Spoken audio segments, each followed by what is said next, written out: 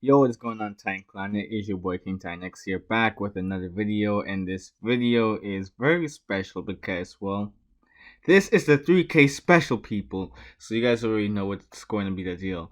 I already requested for like a new intro from like Majesty VFX. I will leave the link to his description.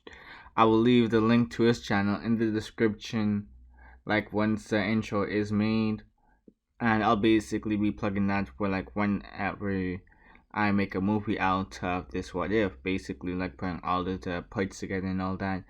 Also, basically remember to like, share, comment, and subscribe. I will leave the link to Neptune's channel in the description as well, since they usually help out a lot with some of my what ifs. So yeah, let's just get on with the video. Let's roll that intro, even if it's old now. In the whipping, I'm whipping the soul out it. Chin the tone when I'm flexing like Pilates. Why you frontin', you act like you somebody. Keep a trail in the ville, how I go by. I was stuck in the rut, I was nobody. I've been looking for something to go body. There's an art to the hustle like yo, got it. Kid got a kid back and here like a new shotty. In the whipping, I'm whipping the soul out it. Chin the tone when I'm The ghost of Sparta, the god of war, the fallen god, the cursed mortal. Kratos went by many names throughout his existence. He was a dangerous man. His fury was his greatest strength and biggest weakness. It was his rage that blinded him, causing him to kill his own wife and daughter while he served the original god of war, Ares. That same rage was what fueled him to get his revenge on Ares. He was plagued by the nightmares of that night and decided to work with the rest of the gods in order to free himself of these nightmares. His rage towards Ares for placing his family within the village he was pillaging in the god of war's name was something that pushed him over the edge as well. Even after he had done several deeds for the gods and killed Ares, the deities decided to go back on their word, only saying that they would forgive Kratos for his past misdeeds. His memories stayed with him though. Athena granted him the title of the new god of war.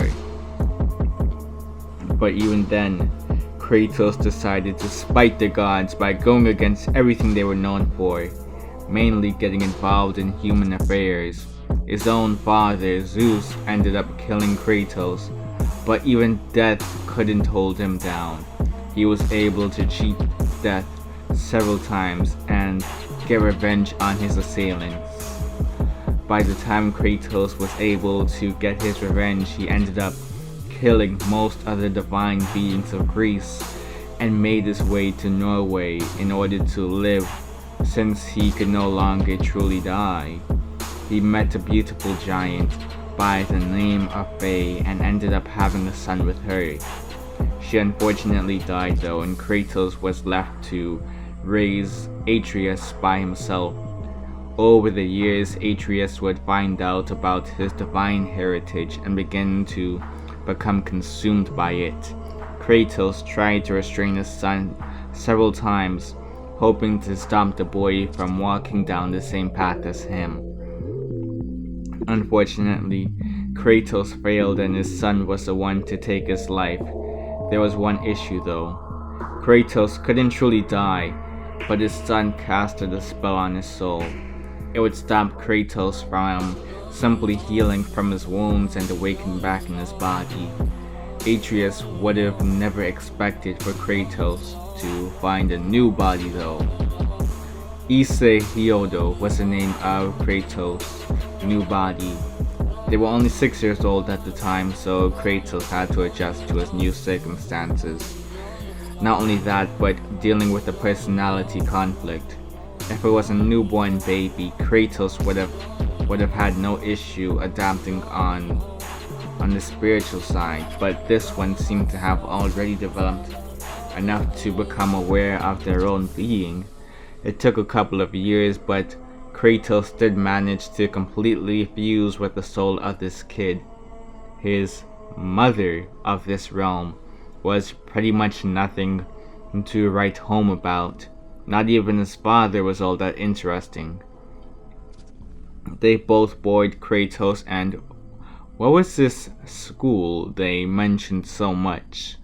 Kratos didn't like the fact he was being taken from his new home and being placed somewhere else with several strangers for several hours every day. He despised the homework these guys gave out as well. He remembered how it was back during his time in Greece.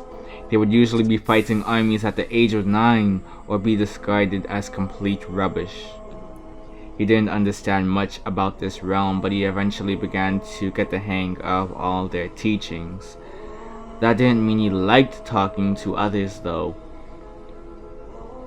Kratos was usually quiet. He observed the area he was in and adapted accordingly.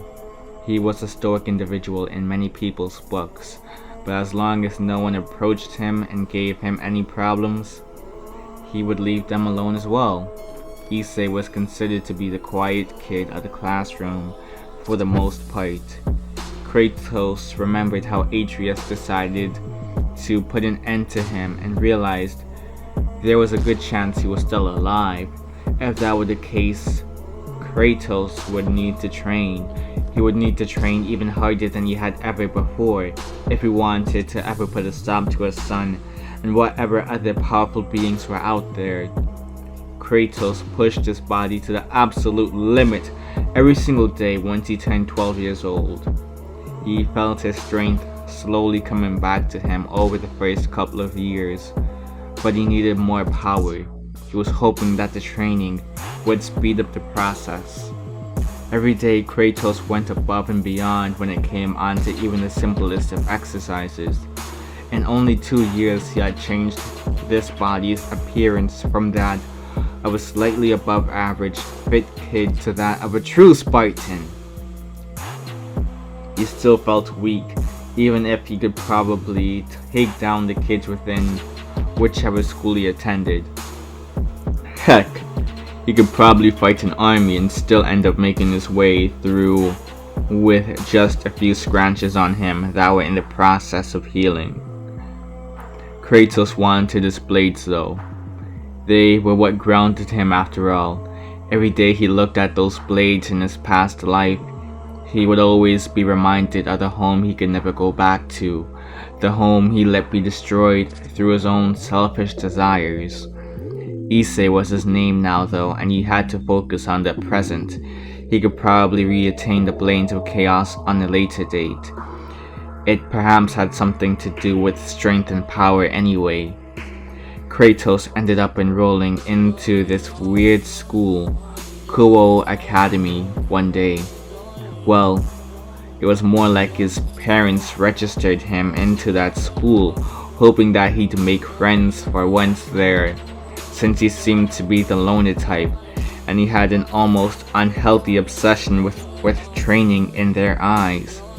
Kratos found this as absolute blasphemy at first, but he didn't have a say in their decisions. He just sighed and moved on. He encountered a couple of perverts trying to peek into the girls' locker room on his first day, and he just grabbed the two by their heads, picking them up. He had their heads collide and he flung them to the other side of the room.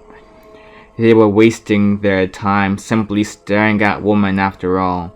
They could have been doing something far more productive, such as training or learning so that they could model citizens, so that they could be model citizens of this society they had the privilege of living in.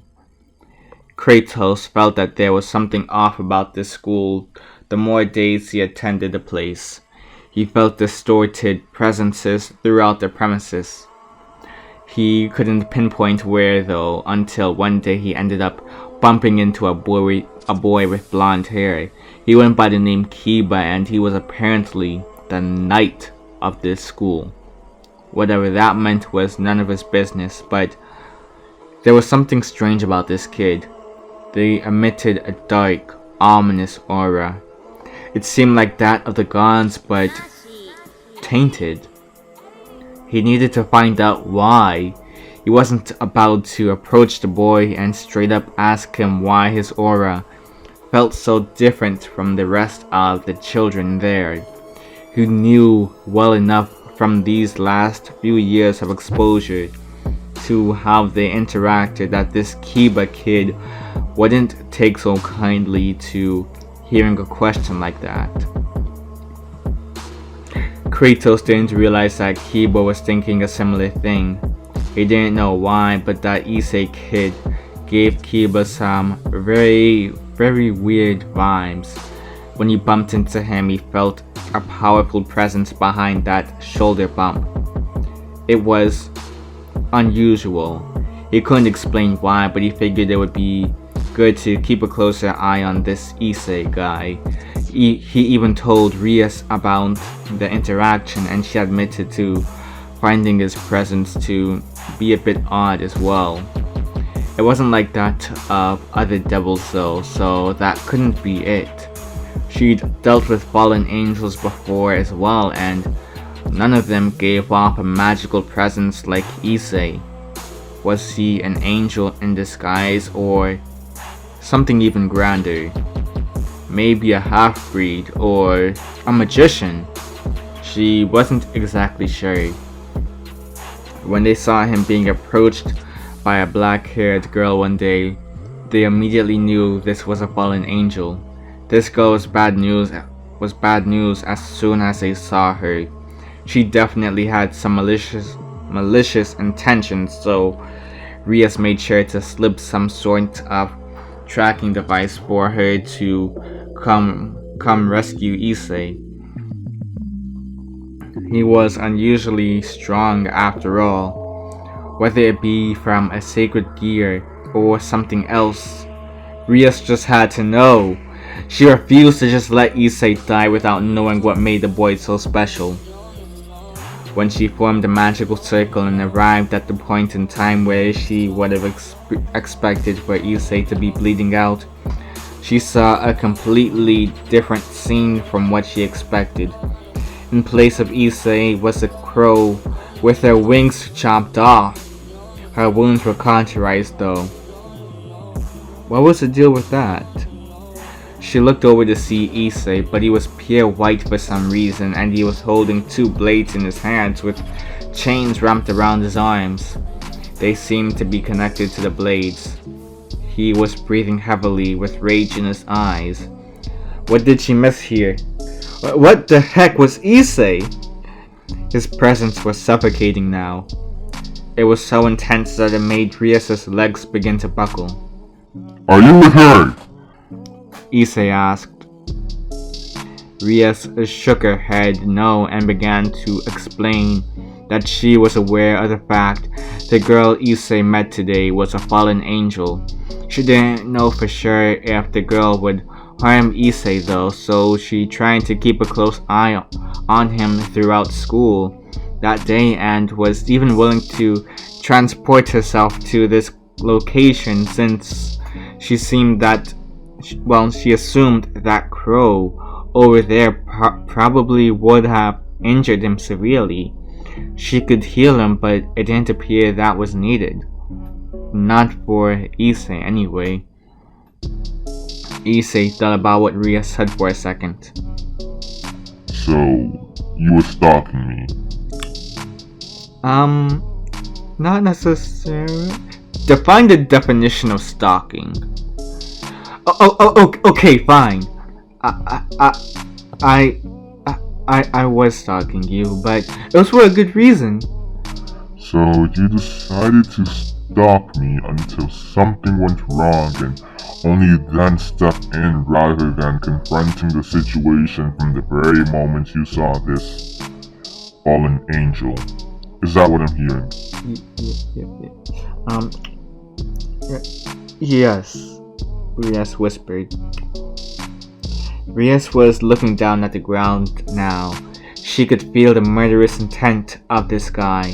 It was off the charts. Her vision was shaky now. She couldn't afford to die now. She had so much to live for. Look, I'm sorry, okay? I know I messed up severely here and I apologize for that. I should have gone about the situation much better than I did here. I originally came here so that I could invite you to my peerage, but with how everything is going now, that's just a pipe dream, isn't it? Rias did not get a response though. Instead, she heard the head of the fallen angel getting decapitated and felt a hot blade on her shoulder. She gulped. Don't tell a soul what you saw here. This secret stays between the two of us unless there are more of you out there. Your aura is different and more chaotic than what I just killed. Do you have a leader of some sort? My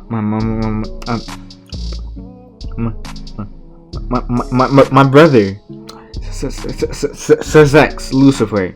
We're devils, and there are several more who are like me, and we're all devils.